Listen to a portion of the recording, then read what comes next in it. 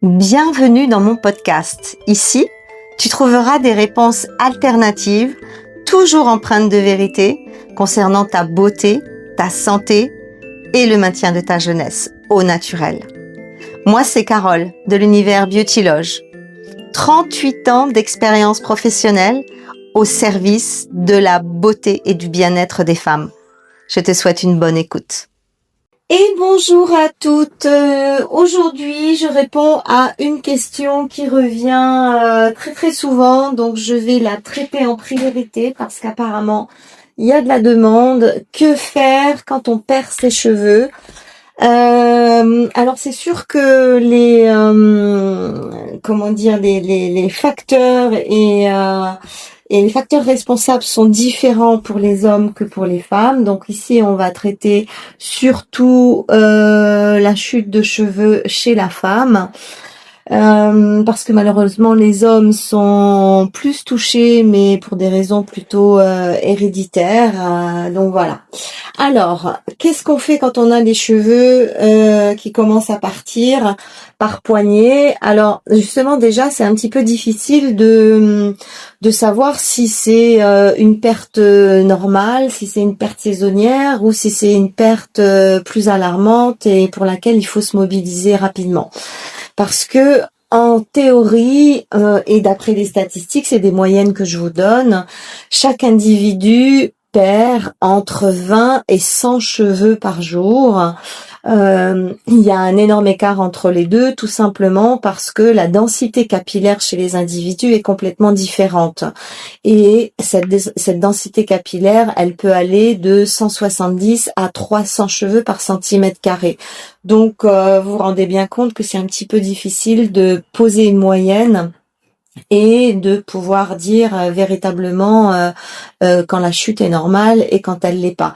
Mais en général, on a l'habitude, on sait très bien à partir de quel moment je me retrouve avec plein de cheveux dans ma brosse, plein de cheveux dans la salle de bain, et on se rend vite compte qu'il y a un souci. En tout cas, la première règle, c'est agir rapidement. Il faut pas se dire je vais attendre un petit peu, voir si ça va se calmer, ou bien j'ai un petit truc, un petit produit, je vais essayer ça, on verra. Il faut se mobiliser et pas attendre trop longtemps. Et surtout, il faut essayer de mener l'enquête un petit peu. Qu'est-ce qui s'est passé ces derniers temps dans ma vie? Est-ce que ça peut être dû à un régime? Est-ce que ça peut être dû à un grand stress? Est-ce que c'est une période de grand changement hormonal? Je pense particulièrement aux femmes qui approchent la périménopause. On dit que les femmes sont en périménopause 10 ans avant leur ménopause, donc imaginez-vous, on est plein à être en périménopause. Est-ce que c'est dû à une grossesse? Est-ce que c'est dû à une grosse fatigue? Est-ce que c'est dû à un terrain héréditaire? Déjà, il faut se poser les bonnes questions et pouvoir y répondre. Alors, on a déjà la possibilité d'agir au niveau des compléments alimentaires anti-chute et notamment sur des compléments qui vont être ciblés sur du zinc, sur du magnésium, sur du calcium, sur de la vitamine B et sur tous les compléments qui vont proposer du fer. C'est des compléments qu'on doit prendre au moins 3 mois pour accompagner véritablement la chute. Il s'agit pas de prendre ça sur 10 jours et de se dire là ça fonctionne pas. Non, c'est une cure de 3 mois et c'est important de rester calé sur cette durée-là pour pouvoir avoir un résultat positif. En termes de compléments, le zinc est très important, mais on peut aussi se complémenter avec de la taurine, avec de l'huile de pépins de courge qui semble avoir une action intéressante sur la chute des cheveux, et sans oublier la sempiternelle levure de bière qui reste quand même un remède ancestral sur la fortification des cheveux. En phytothérapie, on a des choses intéressantes. Et là, c'est des plantes qu'on va pouvoir prendre soit en gélule, soit éventuellement en décoction ou en infusion. Le pin sylvestre favorise la croissance cellulaire, particulièrement au niveau du bulbe du cheveu. Le réglisse sous forme de plante modifie l'action enzymatique qui, elle, va être responsable de la chute des cheveux. Le buis est intéressant aussi. Là, le buis, on peut l'utiliser en décoction pour le boire, mais aussi en décoction à faire en friction sur le cuir chevelu, parce que il semblerait que il stoppe la chute relativement, enfin qu'il aide à stopper la chute relativement rapidement. Donc le buis est en décoction à mettre en friction sur le cuir chevelu et en tisane à boire. On a également toutes les tisanes de romarin, de bardane, de racines d'ortie, de capucine qui vont améliorer l'aspect global du cheveu et surtout permettre de stopper la chute. Donc vous voyez déjà que en phytothérapie, on a déjà pas mal de choses. Donc essayez de voir quelle est la plante qui peut vibrer le mieux avec vous, et essayez d'en choisir une ou deux et de travailler déjà avec celle-là en phytothérapie. Ensuite, on a des choses très intéressantes au niveau de l'aromathérapie, c'est-à-dire des huiles essentielles. Le cèdre stoppe la chute des cheveux très rapidement. L'ylang-ylang, l'huile essentielle d'ylang-ylang a un pouvoir antioxydant qui peut être intéressant.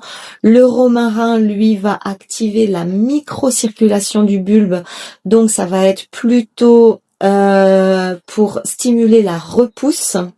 Le citron a un effet tonique également sur le cuir chevelu.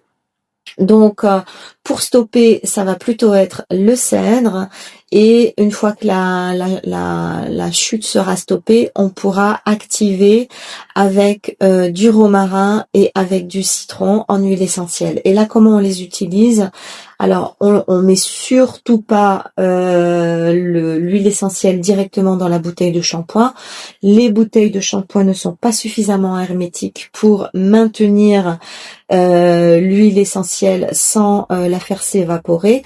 Donc, on va prendre sa dose de shampoing, on va mettre 5 gouttes, par exemple, de cèdre, et on va appliquer, on va faire le shampoing, on va le laisser poser quelques minutes, et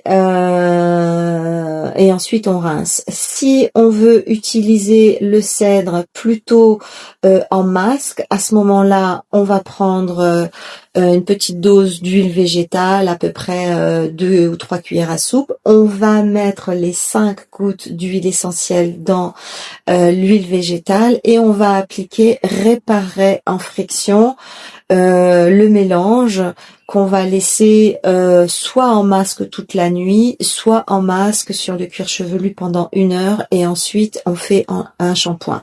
Quand on commence à utiliser les huiles essentielles sous forme de traitement curatif, on ne doit pas dépasser 3 semaines d'application. Ensuite, on doit faire une pause, regarder comment ça se passe, évaluer si la chute est toujours au même niveau, ou si elle a évolué, ou si elle s'est considérablement stoppée.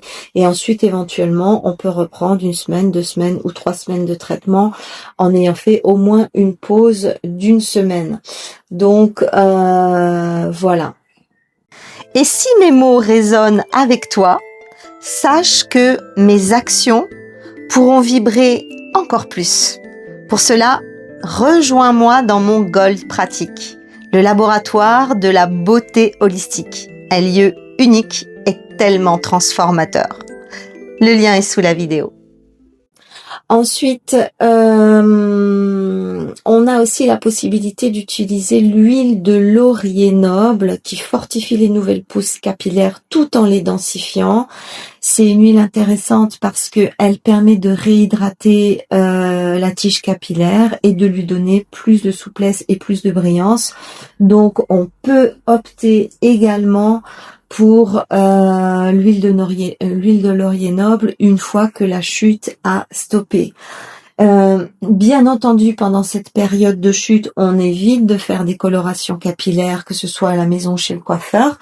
Bon, chez le coiffeur, en ce moment, c'est réglé, il n'y a plus de coiffeur possible. Mais pour celles qui font leur entretien racine à la maison, c'est pas le moment d'aller triturer le cheveu avec des choses plus ou moins chimiques.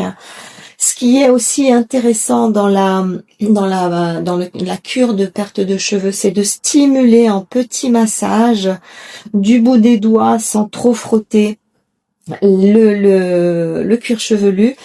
Là, l'objectif, c'est vraiment redonner un coup de fouet au niveau de l'oxygénation du cuir chevelu, faire en sorte qu'il y ait un maximum de sang qui arrive à la tête et qui peut être stimulé par justement cette petite friction. Ensuite, il y a aussi une position très intéressante dans le yoga qui consiste à faire une position de renversement, tête en bas, pied en l'air. C'est la position de la chandelle. Pourquoi ? Eh bien, parce que quand on est dans la position de la chandelle, il y a un afflux de sang qui est terrible au niveau de la tête et qui peut apporter de l'oxygène, qui peut remettre en fonction tout le système sanguin, qui parfois fait défaut au niveau de la tête et au niveau du cuir chevelu. Et parfois, le simple fait d'avoir cette position yogique qui permet un afflux sanguin formidable et une réoxygénation, ça peut considérablement aussi aider à stopper les chutes, à réactiver toute la fonction bulbaire et à permettre aussi une meilleure repousse des cheveux. Donc voilà en ce qui concerne la chute des cheveux. Je sais que c'est pas un sujet qui est facile à traiter parce que